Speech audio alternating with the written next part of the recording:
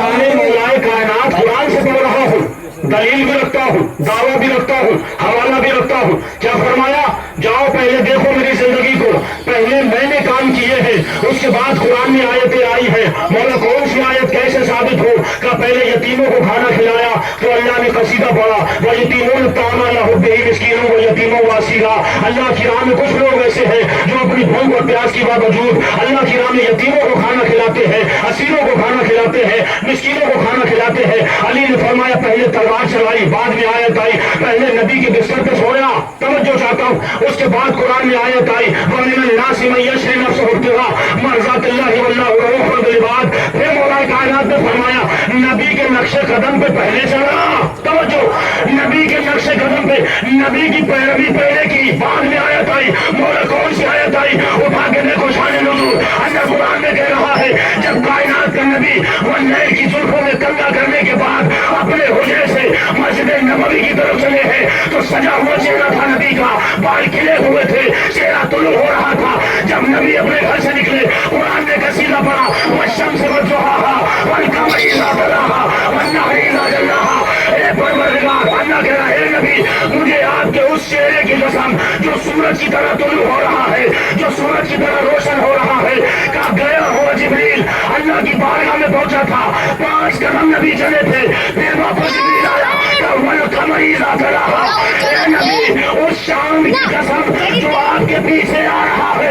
अब जो नबी ने मुड़ के देखा तो कोई और नहीं, अबू तालिब का बेटा अली आ रहा था। सल्लल्लाहु अलैहि मोहम्मद व आले मोहम्मद।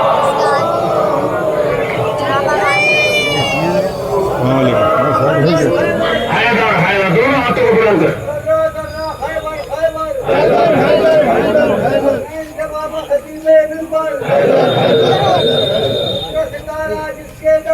हैदर हैदर जिसने सीधा कर गया असर हैदर हैदर फातिमा ज़हरा के शौहर हैदर हैदर हैदर जोर से बोलो सब ये मिलकर हैदर हैदर हैदर नारे हैदरी नारे तलवार।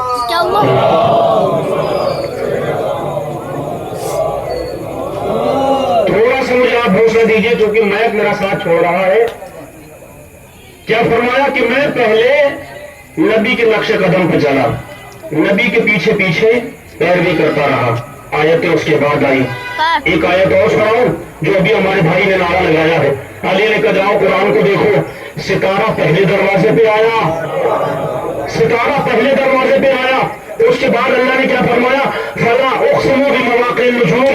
अल्लाह अहले बैत के दरवाजे की कसम खा के कह रहा है मुझे उस चौखट की कसम जहां सितारे नाज़िल होते हैं। अरबी की ग्रामर में, अरबी कानून में, अरबी जबान में सितारे को कहते हैं नज्म, और एक लफ्ज होता है नुजूम। नुजूम कहते हैं बहुत सारों को।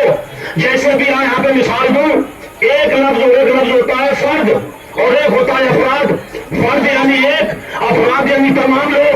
और अल्लाह कुरान में क्या कह रहा है? अभी तक हमें ये इल्म था कि सितारा एक मरतबा अली के दरवाजे पे आया, लेकिन अल्लाह ने कुरान में साबित करके बता दिया मुझे उस दरवाजे की कसम जहां सितारे नाजिल होते हैं। मालूम ये हुआ अली के दरवाजे पे एक सितारा नहीं आया, सितारों का हुजूम आया था। सल्लल्लाहु अलैहि मोहम्मद व आले मोहम्मद। फला उक़सिमु बिमवाक़िन नुजूम, फला उक़सिमु बिमवाक़िन नुजूम।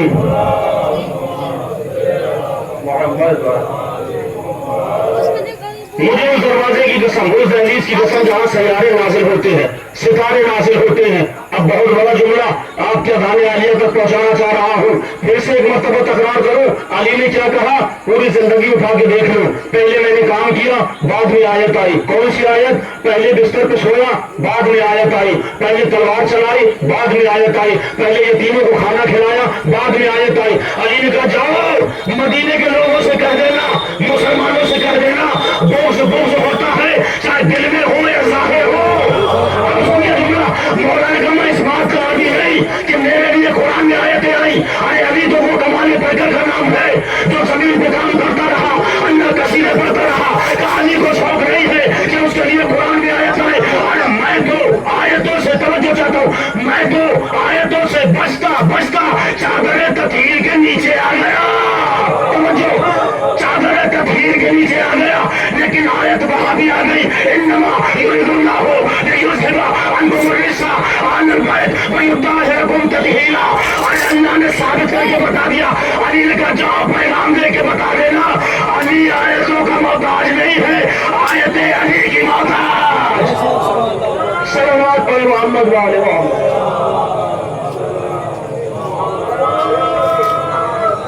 علی محتاج نہیں, بلکہ یہ آیت خود علی کی محتاج. علی تو چادروں سے بچتے بچتے چادر تطہیر کے نیچے آ گئے, چادر کو اوڑھ لیا, لیکن آیتوں نے علی کو وہاں بھی تلاش لیا, نازل ہو گئی. انما یرید اللہ لیذھب. علی کا کمال یہ ہے. اب لوگوں نے ایک معیار اور بنایا, یہ بھی ایک علمی گفتگو ہے, قرآن کا معیار ہے.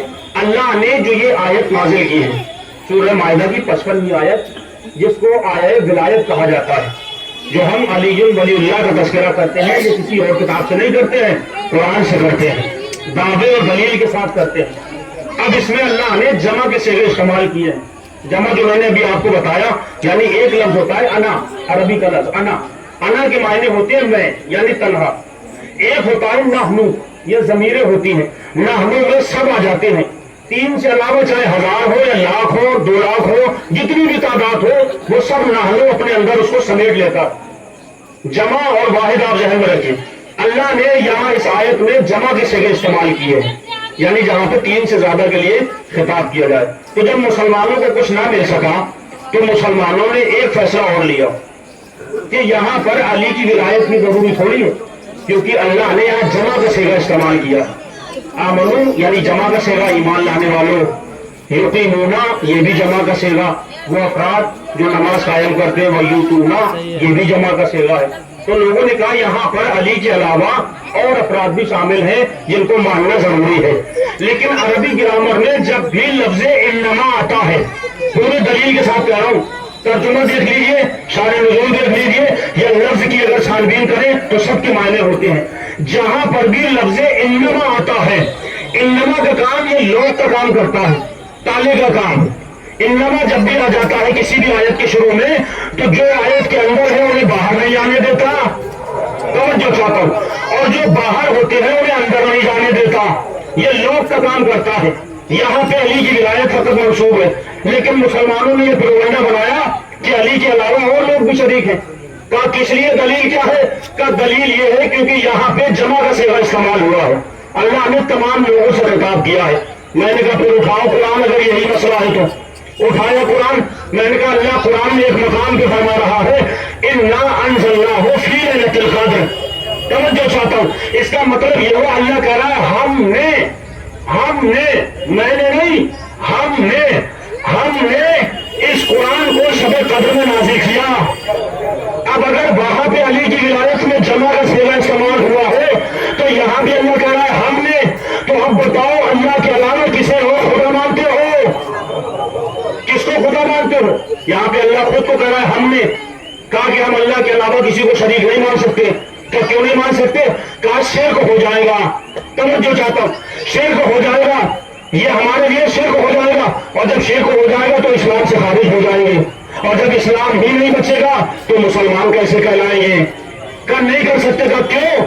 کہا دوسری آیت دیکھ لو, اللہ کہہ رہا ہے نحن نزلنا الذکر وإنا لہ لحافظون.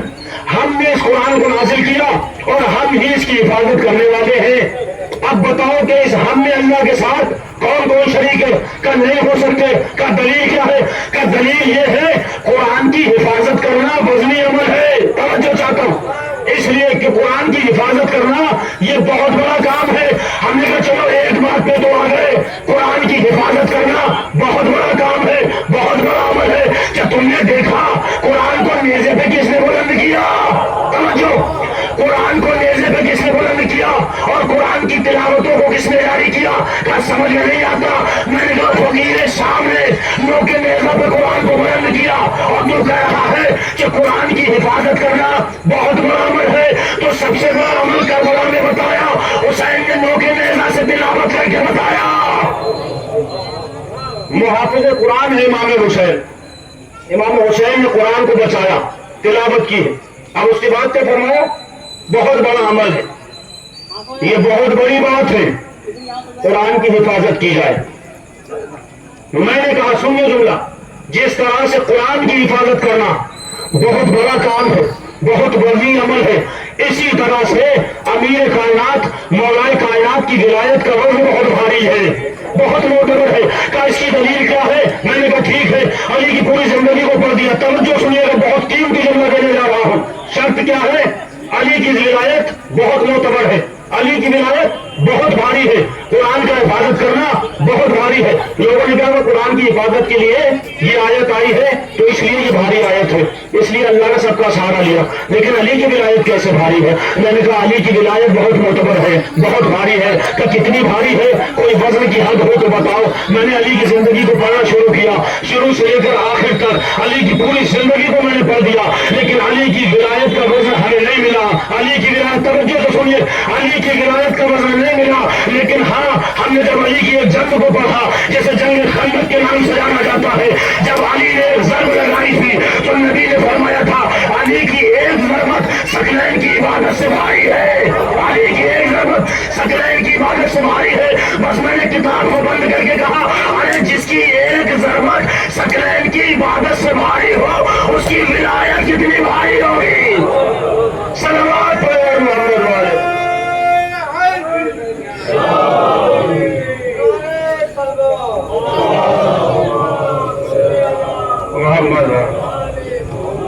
جس کی ایک ولایت کا، جس کی ایک کی ضرورت کا اتنا وزن ہو کہ ثقلین کی عبادت اس کے برابر نہ ہو سکے، افضل ہو جائے، تو اس کی ولایت کا کیا معیار ہوگا، اس کی ولایت کا کیا منظر ہوگا۔ علی کی ولایت، علی کے مقابلے میں کوئی نہیں آ سکتا ہے۔ آیتیں علی کی محتاج ہیں، علی آیتوں کی محتاج نہیں۔ اس کے بعد ہوا شان نزول بیان کی جا رہی ہے، مسجد نبوی ہے وہی مسجد ہے، آخری لمحات میں ہونا تھی، علی بیٹھے ہوئے ہیں، نماز مغرب کا وقت تھا، نماز مغرب ہوئی اور ہونے کے بعد مولا کا ایک چاہنے والا آیا اور آنے کے بعد کہنے لگا مولا میں یہ چاہتا ہوں کہ آپ مجھے قرآن مجید کی کچھ تفسیر کو بیان کریں تاکہ میں اپنے علم میں اضافہ کر سکوں۔ اور راوی کا نام جس نے روایت نقل کی ہے عبداللہ ابن عباس، رسول کے چچا زاد بھائی۔ مولا کائنات نے اس طرح سے فرمایا کس چیز کی تفسیر لکھنا چاہتے ہو؟ کہا مولا میں یہ چاہتا ہوں کہ قرآن کی ابتدا کی جائے، قرآن کی ابتدا کرائیے۔ کہا ابتدا الحمد سے ہوتی ہے، کہا مولا سورہ الحمد کی تفسیر کو لکھوائے۔ تاریخ کہتی ہے نماز مغرب کے بعد، بہت آہستہ سے پڑھو، آپ کا تھوڑا سا ساتھ چاہیے۔ مولا کائنات کی فضیلت کو چھپایا گیا ہے، غصب کیا گیا ہے۔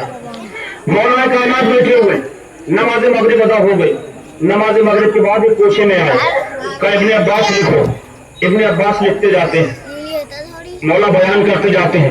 نماز مغرب سے لے کر نماز صبح کا وقت ہو گیا تھا، توجہ چاہتا ہوں، نماز صبح کا وقت ہو گیا لیکن مولا کائنات لکھوا رہے ہیں، لکھو بسم اللہ الرحمن الرحیم، بسم اللہ کی تفسیر کو لکھوا رہے ہیں۔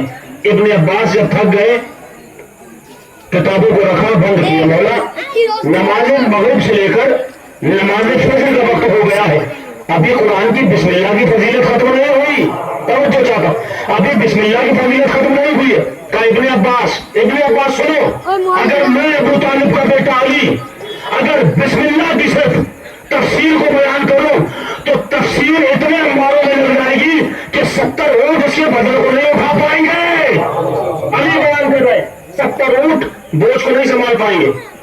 کہ مولا کوئی اور ترکیب ہو، کوئی مختصر اگر طریقہ ہو تو بیان کرو۔ کہ اگر مختصر لکھنا چاہتے ہو تو مختصر بس اتنا سا ہے کہ جو پورا اس قرآن میں موجود ہے، جو اس کتاب والے قرآن میں موجود ہے، وہ پورا کا پورا سورہ الحمد میں موجود ہے، سورہ الحمد میں موجود۔ کہ مولا اور اس سے مختصر؟ کہ اس سے مختصر یہ ہے جو پورا اس قرآن میں ہے وہ الحمد میں ہے، جو الحمد میں ہے وہ اس کی بسم اللہ الرحمن الرحیم میں ہے۔ بس کسی نتیجے تک لے جانا چاہتا ہوں۔ کہ مولا اور مختصر؟ کہ جو بسم اللہ الرحمن الرحیم میں ہے وہ فقط بسم اللہ میں ہے۔ کہ مولا اور مختصر؟ کہ جو بسم اللہ میں ہے وہ بے میں ہے۔ اور کہا مولا اس سے مختصر؟ کہ جو بے میں ہے وہ اس کے نقطے میں ہے، توجہ چاہتا ہوں، کہ اس کے نقطے میں ہے۔ کہ مولا اس کی پوری فضیلت کو بیان کرو۔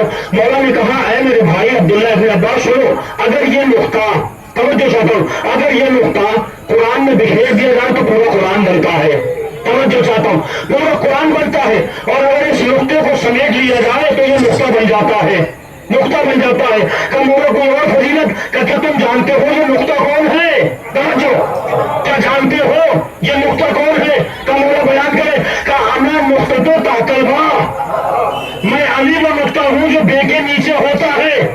ہم نے جب تفسیر کو پڑھا تو ہم نے دیکھا مدینے میں، کوفے میں بہت بڑا ایک جج تھا جس کو لوگ فقیر شام کے نام سے جانتے تھے۔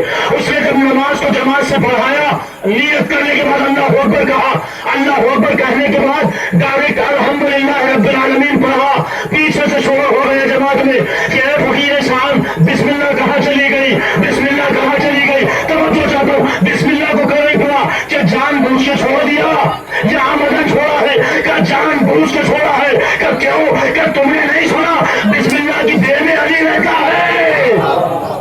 صلوات کرے محمد و آل محمد۔ بسم اللہ کی دیر میں علی رہتے ہیں۔ کیسے ہو سکتا ہے کہ میں علی سے بولی بھی کروں اور علی کا تذکرہ بھی کروں؟ اس لیے میں نے بسم اللہ کو چھوڑا، انا نقطہ تحت الباء۔ پھر فرما رہے ہیں مولا ابن عباس، کیا کوئی سورما ایسا ہے کائنات کا جو بغیر بے کی قرآن کی تلاوت کر کے دکھا دے، قرآن کی تلاوت کر کے دکھا دے؟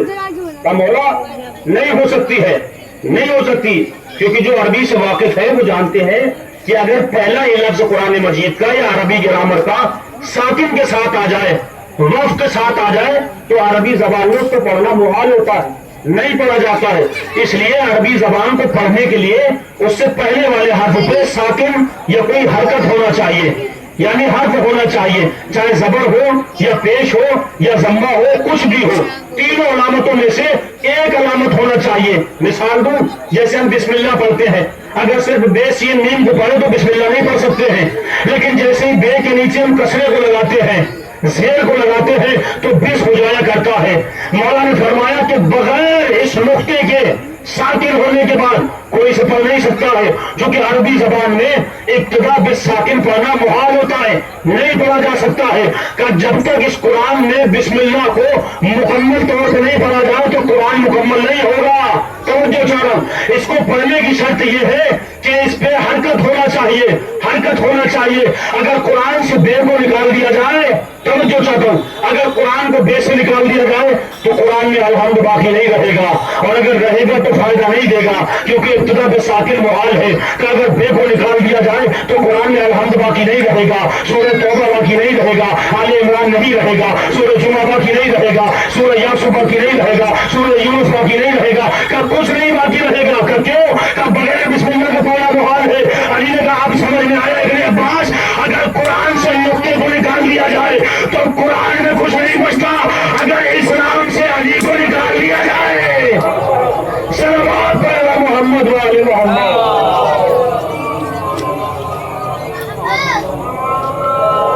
اگر قرآن سے بے کو نکال دیا جائے تو پورے قرآن میں کچھ نہیں بچے گا۔ اسی طرح سے اہل بیت کی ولایت ہے، علی کی ولایت ہے۔ اگر قرآن سے علی کی، اسلام سے اگر علی کو ہٹا دیا جائے تو پورے اسلام میں کچھ نہیں بچے گا، کیونکہ قرآن جو ہے وہی علی ہے۔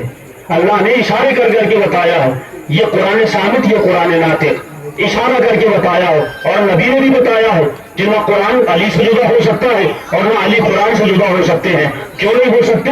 کیونکہ جو قرآن ہے وہی علی ہے۔ فرق بس اتنا ہے، قرآن جو ہے یہ کتاب صامت ہے، قرآن صامت ہے، لیکن علی اور اہل بیت جو ہے وہ قرآن